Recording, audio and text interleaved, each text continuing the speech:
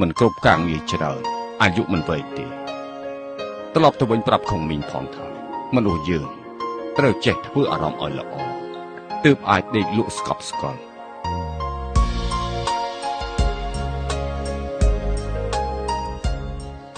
ដីស្រែអ្នកមុនអ្នកក្រោយប្រមូលផល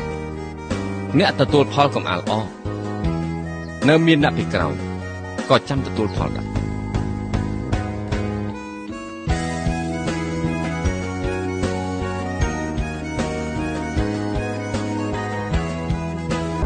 ការឈឺចាប់ក្នុងឆាកជីវិតគឺមានតែប៉ុណ្ណឹងថ្ងៃនេះខ្ញុំបរាជ័យខ្ញុំនៅសល់តែខ្លួនមួយ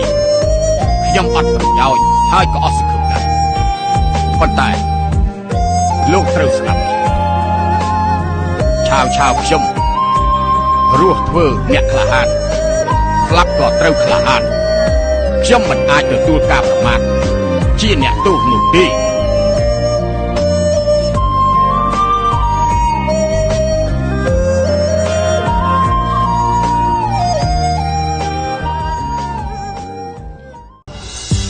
អន្ត្រីហោះ10000យោជចាប់ស្រុកមិនដឹងពីគំនិតរបស់គេដំបូងខ្ញុំស្មានថាកូនចាប់ពូននៅក្នុងព្រៃប៉ុន្តែមិនស្មានថាបែរជាមកជួបជុំគ្នានៅទីនេះសោះ